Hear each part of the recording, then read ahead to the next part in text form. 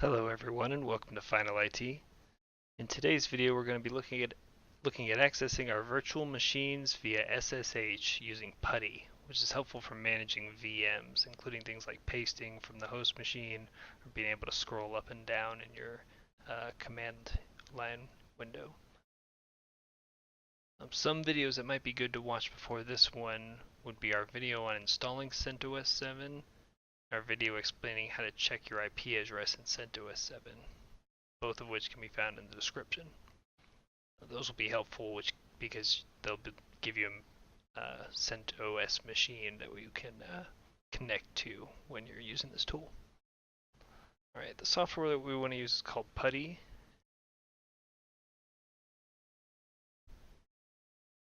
A link to this can be found in the description.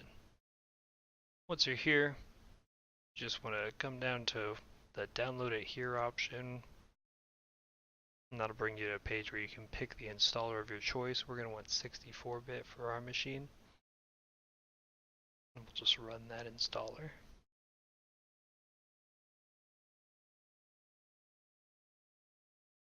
Our browser away, we'll start by just selecting next, and we can leave the install path the same as it is by default. Here you can select the Putty options, which we're going to leave it default. We don't need a shortcut to Putty on the desktop. Go ahead and install that. Accept the user access control prompt. We'll uncheck the view the README option. Finish that out. Alright, now that it's installed, we can go ahead and open Putty up.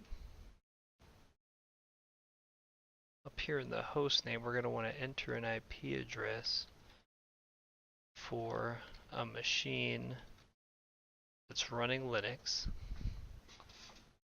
You can find your IP address using a video the link can be found in the description. And if you would like to save your session with a name so that you're able to reconnect to the same IP address over and over again, you can enter a name into this box and select save, and it'll place it down here for you to connect to. If you don't want to save it, you can always just select open directly and it'll let you connect to it. So select your option among the saved list and open up. First time you connect, you'll see a security alert asking you if you want to accept the certificate from the particular host you're connecting to. It's safe to say yes to that as long as you're connecting to the computer you recognize.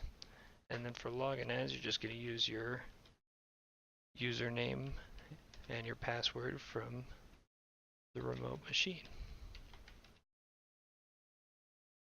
And now you're connected to that VM. You can do all the same things you would normally do.